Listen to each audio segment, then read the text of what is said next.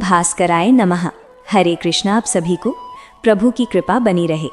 आज दिनांक है 25 दिसंबर, दिन है गुरुवार और आज है पौष मास के शुक्ल पक्ष की पंचमी और षष्ठी तिथि। पंचमी तिथि आज दोपहर 2:30 पर समाप्त होगी। इसके बाद षष्ठी तिथि शुरू हो जाएगी। शतभिषा नक्षत्र आज सुबह 9:10 तक रहेगा। फिर पूरा दिन पूर्वा भाद्रपद नक्षत्र रहेगा। अभिजीत मुहूर्त दोपहर 11:55 से 12:40 तक रहेगा। सूर्योदय सुबह 7:15 पर होगा। सूर्यास्त शाम 5:50 पर होगा और आज राहु काल दोपहर 1:30 से 3 बजे तक रहेगा। इस समय कोई शुभ कार्य न करें। अब सुनिए हर दिन की तरह लक्ष्मी नियम कथा। फिर सुनेंगे आज का दिव्य अध्याय। अगर आपको ये पावन कथाएं प्रिय लगती हैं तो कृपया वीडियो को लाइक अवश्य करें ताकि मुझे भी संकेत मिले कि आप इन्हें मन से सुन रहे हैं। ये कथा माँ लक्ष्मी स्वयं कहती थीं और भगवान विष्णु ध्यान से सुनते थे। एक दिन भगवान विष्णु को वैकुंठ के कार्य से बाहर जाना पड़ा। तब माँ लक्ष्मी ने कहा, प्रभु मेरा तो 12 वर्षों का नियम है, आप चले जाएंगे तो मैं अपनी कथा किसे सुनाऊंगी। तब भगवान विष्णु ने कहा, लक्ष्मी तुम सरोवर के घाट पर जाकर बैठ जाना। जो भी स्त्रियां जल भरने आएंगी उन्हें अपनी कथा सुना देना। माँ लक्ष्मी सरोवर के घाट पर बैठ गई। तभी एक युवती आई। उसने जरी की सुनहरी साड़ी पहनी थी और चांदी का घड़ा हाथ में था। माँ लक्ष्मी ने कहा, बेटी मेरा 12 वर्षों का नियम सुन लो। किंतु वो युवती बोली, मैं सुनूंगी तो घर लौटने में विलंब होगा और मेरी सास क्रोध करेंगी। इसलिए उसने कथा नहीं सुनी और घर चली गई। पर घर पहुंचते ही उसकी सुनहरी साड़ी मैली हो गई। चांदी का घड़ा तांबे के घड़े में बदल गया। सास ने देखा तो पूछा, बहू ये क्या हुआ, किसका अभिशाप ले आई है।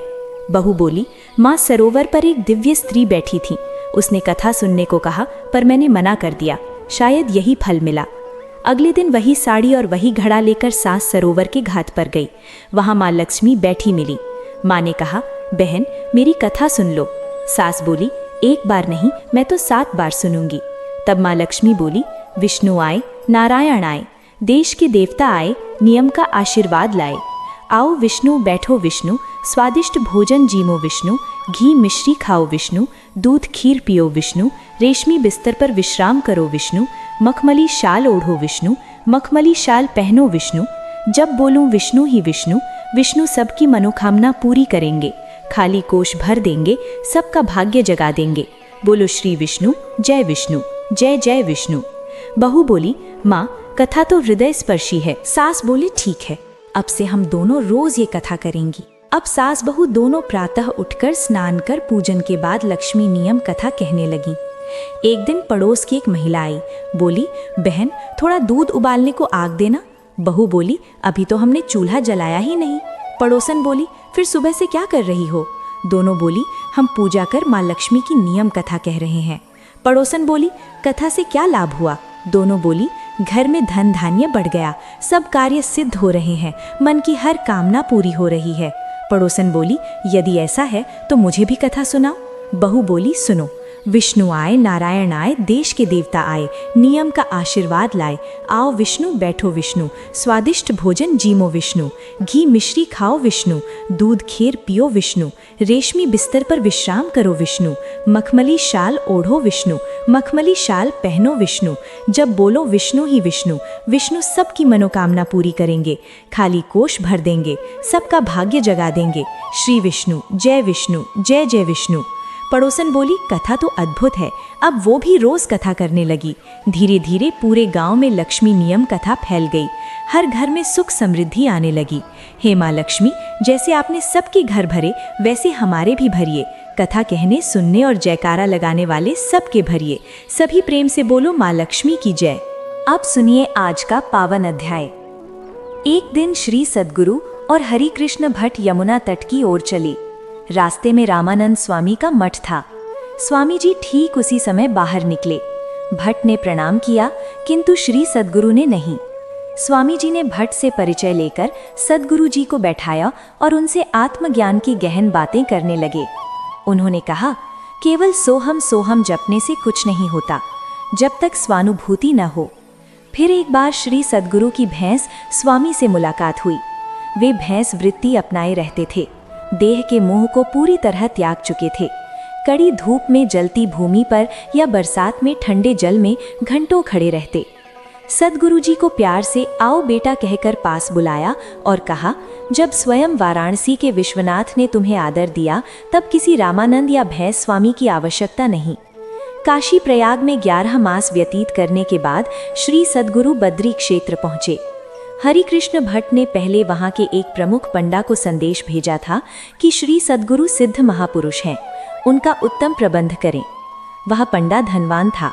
वह स्वयं बस अड्डे पर अगवानी को आया। सद्गुरु जी के सादे वस्त्र देखकर उसे निराशा हुई कि ऐसे सिद्ध पुरुष। उस पंडा के 3 विवाह हो चुके थे। तीनों पत्नियां स्वर्गवास कर चुकी थीं। चौथा रिश्ता जम नहीं रहा था। सिद्ध पुरुष की कृपा से विवाह होगा, इसी आस में वह स्वयं आया था। उसने कहा, आपकी कीर्ति सुनकर मैं स्वयं लेने आया। तब श्री सद्गुरु बोले, हमारे लिए आए हो या अपनी जीवन संगिनी के लिए? पहले मन की थाह तोलो। बात सुनकर पंडा ने उनकी दिव्य दृष्टि पहचान ली। बिना बताए मन का भेद जान गए। फिर उसे घर ले जाकर बड़ा आदर सत्कार किया और विवाह की कामना रखी। सद्गुरु जी बोले, बद्रीनाथ के नारायण ने गजेंद्र, द्रौपदी, प्रहलाद पर कृपा की। आज भी वही करुणा है। जैसा भाव वैसा फल। सच्ची भक्ति से 10 दिनों में कामना सिद्ध हो जाएगी। सचमुच 10वें दिन उसका विवाह संपन्न हो गया। वह सद्गुरु जी को ईश्वर मानने लगा। बद्री क्षेत्र में रहते वे परमात्मा में लीन रहते। उनकी ख्याति चारों ओर फैल गई।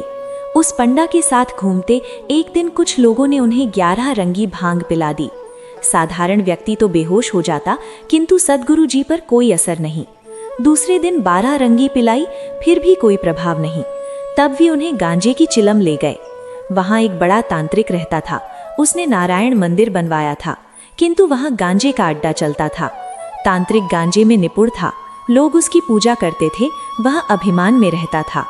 सिद्धि से चमत्कार दिखाकर धन कमाता और नशे में डूबा रहता। मंदिर को नशा खाना बना दिया था। नया व्यक्ति आता तो नशा करवाकर उसकी दशा देखकर मजा लेते। कुछ लोग सद्गुरु जी को वहां ले गए। पहले चिलम फूंकी, कोई असर नहीं। फिर गांजा थमाया, चिलम जलकर राख हो गई, किंतु सद्गुरु जी पर कोई नशा नहीं। वे वहां से निकलकर पास के शिव मंदिर में पद्मासन लगाकर ध्यान में बैठ गए। तांत्रिक को खबर लगी। वो घबरा गया। समझ गया कि ये महान सिद्ध हैं। अब पछतावा हुआ, कहीं क्रोध न करे, इसलिए पूजा सामग्री लेकर उनके पास पहुंचा और जागने की प्रतीक्षा करने लगा। सुबह सद्गुरु जी जागे। तांत्रिक ने क्षमा मांगी और पूजा ग्रहण करने की विनती की। सद्गुरु जी बोले, जो हुआ भगवान की लीला है, किंतु तुम्हें देख दुख होता है। हर जीव सुख चाहता है। जो उसे भाता है वही धर्म मान लेता। दूसरे पर क्या असर होगा ये नहीं सोचता। तांत्रिक बोला, गुरुवर, सुख के लिए प्रयास न करें तो क्या करें? योग, तप, दान भी तो सुख के लिए है। सुख तो एक ही है, फिर भेद क्यों? सद्गुरु जी बोले, लत पड़ जाती है, छूटती नहीं। तुमने मंदिर बनाया पर उसे नशा खाना बना दिया। सतोगुणी सुख और तमोगुणी सुख ऊपर से एक से लगते हैं। नशे में सोया और गहरी नींद में सोया व्यक्ति एक जैसे दिखते हैं, किंतु एक में अज्ञान, दूसरा में ज्ञान है। अंतर आकाश पाताल का। तमोगुण पतन की ओर ले जाता, सतोगुण मोक्ष की ओर। बड़ी सिद्धियां कठिन तप से मिलती हैं। तुमने मंत्र विद्या कठोर साधना से पाई, पर तमोगुण बढ़ाने में लगा दी। विद्या परोपकार के लिए हो, दुख दूर करने के लिए हो। धन न लो। भगवान योगक्षेम चलाते हैं। परोपकार से बड़ा पुण्य नहीं, पर पीड़ा से बड़ा पाप नहीं। तुम भगवान के निकट रहते हो, सुधर जाओ, यही मेरी पूजा है। तांत्रिक पर गहरा प्रभाव पड़ा। उसने गलती स्वीकारी और नशा छोड़ने की प्रतिज्ञा ली। सद्गुरु जी के मना करने पर भी माला पहनाई और घर तक छोड़ा। बद्री में तीर्थ कर्म कर विष्णु पूजन के बाद सद्गुरु जी और माताजी वापस लौटे। तीर्थ यात्रा के बाद कुछ दिन बाद श्री सद्गुरु गंगोत्री क्षेत्र गए। गंगोत्री अत्यंत रमणीय स्थान है, जहां गंगा जी धरती पर अवतरित हुई। वहां दत्त अवतार श्री रामकृष्ण स्वामी ने लंबा समय व्यतीत किया था। यह क्षेत्र जागृत सिद्ध क्षेत्र है। सामने ही यमुनोत्री का मार्ग है। सद्गुरु जी और माताजी जब यमुनोत्री मंदिर पहुंचे तो शाम हो चुकी थी। नदी पार करने को नाव नहीं मिली। ठंड बढ़ रही थी। माताजी को कंपकंपी छूट रही थी। सद्गुरु जी शांत लेटे थे। सुबह तक प्रतीक्षा करनी थी। अचानक एक नाविक नाव लेकर आया और यमुनोत्री जाने वालों को पुकारने लगा। वे दोनों शर्मा धर्मशाला पहुंचे। प्रबंधक से कमरा मांगा। यात्रियों से आय नहीं होती थी, इसीलिए वो टालने लगा। आखिर एक कमरा दे दिया। उस धर्मशाला में गांव के युवक समय काटने आते और हंसी मजाक करते। उस रात गांजा पीकर सद्गुरुजी का मजाक उड़ाते रहे। दूसरे दिन माताजी ने स्नान दर्शन पूजन किया। सद्गुरुजी कमरे में ध्यान में लीन रहे। सुबह प्रबंधक जागा, तभी गंगा पुजारी दौड़ता आया। बोला, सपने में माँ गंगा ने कहा कल का भोग शर्मा धर्मशाला में पहुंचाओ। प्रबंधक समझ गया कि कमरे में कोई महान साधु है। वो क्षमा मांगने पहुंचा। सद्गुरुजी बोले, तुम्हारी भूल हो तो माँ गंगा से क्षमा मांगो, उनकी सेवा में रहते हो, जीवन गांजे और गप्पों में व्यर्थ न करो। वहां शर्मा शास्त्री नामक विद्वान गणेश अनुष्ठान कर सिद्धि प्राप्त कर रहे थे। थोड़ी सिद्धि मिल भी गई थी। वे लोगों से धन लेकर सुख भोग रहे थे। वे भी सद्गुरुजी के पास आए। गंगोत्री में सद्गुरुजी ने जल स्नान नहीं किया, इसीलिए शास्त्री ताना मारने लगे। सद्गुरुजी बोले, दूसरों को नहीं, स्वयं को देखो। सिद्धि से धन कमाकर भोगने से नरक मिलेगा, ये आत्ममार्ग नहीं। सुनकर शास्त्री लज्जित हो गए। उस रात सपना आया कि उन्हें वाक सिद्धि मिल गई। लोग दुख दूर कर रहे हैं, धन सम्मान मिल रहा है, शिष्य घेरे हैं। फिर शिष्याओं से अनुचित संबंध बढ़ा, दर्शन दुर्लभ हुए। अंत में रोगग्रस्त हो बिस्तर पर पड़ गए। बदबू से सब भाग गए। मुंह में कीड़े महसूस होने लगे, चीखने लगे। सेविका ने मुंह में हाथ डाला, बोली कुछ नहीं है। उन्होंने मारने को हाथ उठाया तो जलते दिए पर लग गया। बत्ती बुझी और नींद टूटी। सपने से घबराकर शास्त्री सद्गुरुजी के पास आए, मार्गदर्शन मांगा। सद्गुरुजी बोले, धन के लिए सिद्धि करना अधम है। सिद्धियां क्षणिक सुख दे फिर चली जाती। पुण्य क्षेत्र में ऐसे कर्म आत्मा का नाश करते हैं। योग सिद्धि कृपा से मिलती, मंत्र सिद्धि मेहनत से। उपदेश से शास्त्री का जीवन बदल गया। गंगोत्री से वे यमुनोत्री गए, फिर बद्रीनाथ लौटकर नारायण दर्शन किए। निकट ही केदारनाथ पर्वत है, वहां भगवान केदारेश्वर का प्रसिद्ध मंदिर है। सद्गुरुजी और माताजी केदारनाथ की ओर चले। उसी दिन पुजारी रामदास को सपना आया कि मेरा भक्त आ रहा है, उसका अच्छा प्रबंध रखना। धर्मशाला में पहुंचकर माताजी ने सद्गुरुजी को गर्म खिचड़ी बनाकर खिलाई और स्वयं फल खाकर लेट गईं। सद्गुरुजी ध्यान में मग्न हो गए। थोड़ी देर बाद शानदार ऊंट पर सवार एक योद्धा आया। बोला, बाबा सो रहे हैं, मैं दर्शन को जा रहा हूँ, शाम को लौटूंगा तब दर्शन करना। सद्गुरुजी जागे तो माताजी ने बताया। सद्गुरुजी बोले, दरबार में हमारा काम नहीं, उनका काम हो तो वे आएंगे। पुजारी रामदास भी आया, उन्हें घर ले गया। शाम को दर्शन हुए। मंदिर प्रांगण में सजा ऊंट खड़ा था। माताजी ने पहचाना, यही ऊंट था। सद्गुरुजी बोले, तुम्हें स्वयं केदारेश्वर ने दर्शन दिए। माताजी भाव विह्वल हो गईं। ऊंट पसीने से तर था। रोज मंदिर में ऊंट सजाकर खड़ा किया जाता है। मान्यता है कि भगवान ऊंट पर सवार होकर निकट मंदिर दर्शन कर लौटते हैं और ऊंट पसीने से तर होता है तो समझो भगवान लौट आए। कुछ दिन वहां व्यतीत कर सद्गुरुजी लौटने लगे। पुजारी दूर तक विदा करने आया, उपदेश मांगा। सद्गुरुजी बोले, पेट भर अन्न और सत्संग मिल जाए, आधा काम हो गया। तुम्हें तो भगवान का सानिध्य मिला, मन से सेवा करो, कमी नहीं होने देंगे। भगवान मन में बसते हैं, विकार आने पर छिप जाते हैं। दुनिया लेन देन पर चलती है, बुराई मांगोगे तो बुराई मिलेगी। थोड़ी सी सच्ची सेवा करो, भगवान भाव के भूखे हैं। सद्गुरुजी वैराग्य में रहते थे। माताजी सांसारिक सुख चाहती थीं, कमी उन्हें खलती थी, ताने देती थीं। तब सद्गुरुजी का मन दूर जाने को होता। एक दिन वे श्री संत एकनाथ जी के स्थान पैठण की ओर निकल पड़े। घर से निकले ही थे कि तेज वर्षा शुरू हो गई, किंतु वे भीगते हुए चलते रहे। रास्ते में एक विश्राम गृह था, वहां रुके। लोगों ने सूखे कपड़े दिए, आग सेंकी। वहां संत एकनाथ जी की पादुकाएं थीं। दूसरे दिन पैठण पहुंचे। एक ब्राह्मण उनका इंतजार कर रहा था। उन्हें घर ले जाकर सुगंधित तेल उबटन से स्नान कराया, रेशमी वस्त्र पहनाए, स्वादिष्ट भोजन कराया, दक्षिणा दी। सद्गुरुजी ने दक्षिणा एकनाथ जी को अर्पित करने को कहा। अपरिचित से ऐसा सत्कार देख ब्राह्मण बोला, मैं यहाँ 3 माह अनुष्ठान कर रहा हूँ। कल रात संत एकनाथ सपने में आए, बोले मेरे अनुष्ठान की सिद्धि के लिए मैं कल आ रहा हूँ, अच्छा प्रबंध करना। और जयकारा लगाते उनके चरणों में गिर पड़ा।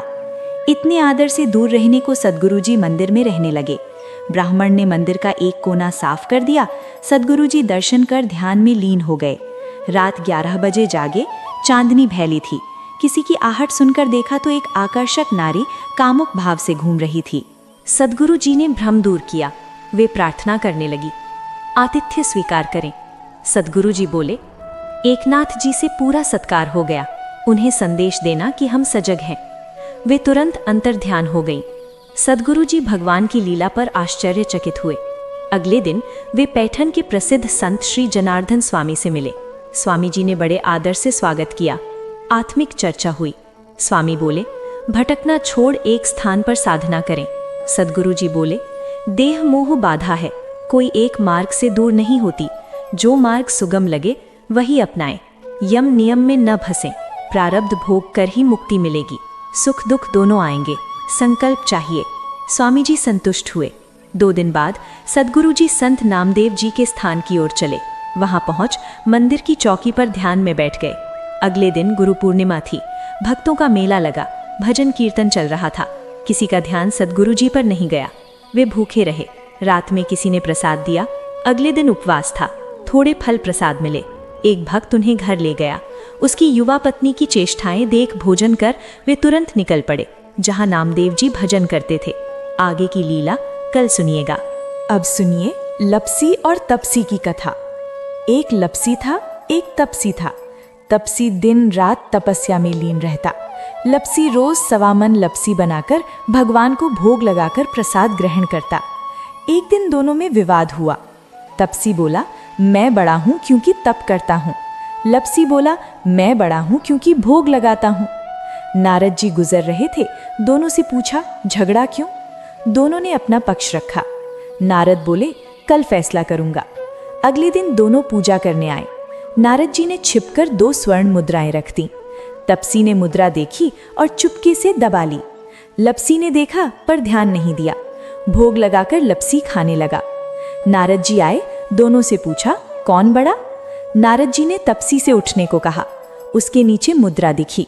नारद बोले, तपस्या के बाद भी चोरी की आदत नहीं गई।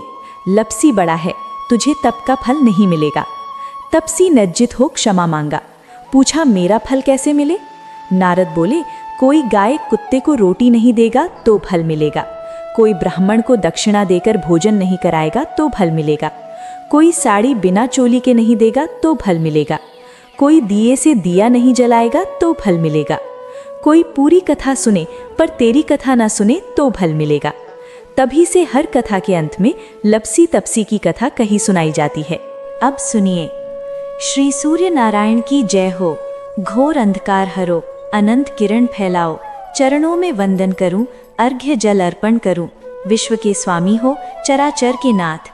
दिन संध्या तुमसे ही होते। जय सूर्य भगवान, जय दिनकर शुभकारी। जगत की नेत्र तुम, त्रिगुण स्वरूप, वेद रूप, कर्ता पालक संहारक।